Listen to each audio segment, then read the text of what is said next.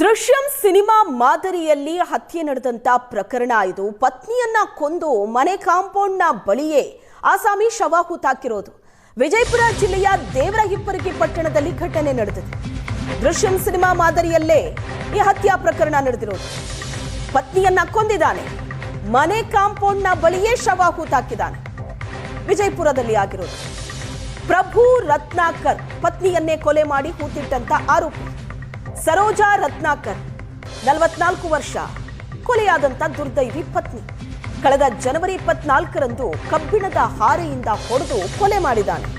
ಮನೆಯ ಕಾಂಪೌಂಡ್ ಬಳಿ ಹೂವಿನ ಗಿಡ ನೆಡೋದಕ್ಕೆ ಅಂತ ಒಂದು ಗುಂಡಿ ತೆಗೆದಿದ್ರು. ಅದೇ ಗುಂಡಿಯಲ್ಲಿ ಪತ್ನಿಯ ಶವ ಹೂತಿಟ್ಟು ಮಿಸ್ಸಿಂಗ್ ಕಂಪ್ಲೇಂಟ್ ಕೊಟ್ಟಿದ್ದ ಪ್ರಭು.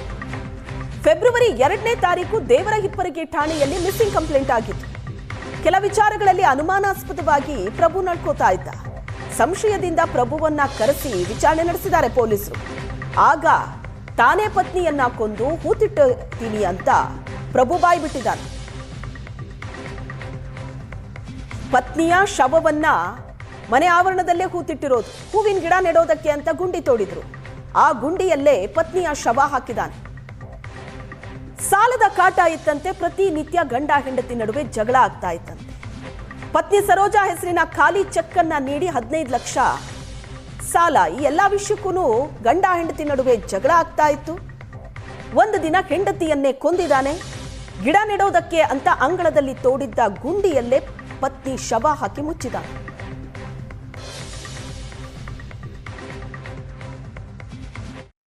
ನಮಗಿದು ಮಾಡಿ ಮೋಸ ಮಾಡಿ ಮನ್ಯಾಗ ಹೋಗುಡಿ ನೀನು ಬಂದು ಜಾಮೀನು ಅಲ್ಲಿ ಬಂದು ಹೇಳಿ ನಮಗಿದು ಮಾಡ ನಾನು ಅವನ ಗಲ್ಲು ಸಗಿಸಿ ಆಗ್ಬೇಕಂತ ನಾ ಬೇಡಿಕೆ ಹೇಳ್ಬೇಕು. ಮಾಡ್ರಿ ಇಲ್ಲಿ ಹೊಡೆದಂಗತ್ತ ರೀ. ಎರಡು ದಿನ ಗಸ್ಬಿಸಿ ಮಾಡ್ಯಾರತ್ತ ರೀ. ಗಸ್ಬಿಸಿ ಮಾಡಿಕೆ ಆಕೆಗೆ ಅವಂಗ ಒಂದು 2-3 ದಿವಸ ಬಾದ್ಕೋದೈತತ್ ರೀ. ಆಮೇಲೆ ಏನದ ಭಾಳ ಮರುದಿವ್ಸ ಮತ್ತು 3ನೇ ದಿನಕ್ಕೆ ಮತ್ತೊಂದು ಜರ ಭಾಳ ಇದು ಮಾಡೋಕ್ಕಾಗ್ತತ್ ರೀ ಜಗಳ.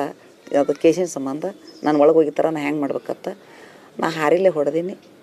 ಅದಕ್ಕೆ 2-3-4 ಏಟು ಹೊಡೆದೆ ಕಲಾಶಿ ಆದವು ಅಂತ ಹೇಳ್ದೈತಿ. ಅವ್ರು ಒಪ್ಕೊಂಡ್ರತ್ರಿ ಅಷ್ಟು. ಮುಂದೆ ಅಲ್ಲೇ ಅವ್ರು ಇದ್ರಾಗ ಹಡ್ಡಿ ಮುಚ್ಚಾರತ್ರಿ, ಕಂಪೌಂಡ್ನ್ಯಾಗ ಹಡ್ಡಿ ಮುಚ್ಚಾರ.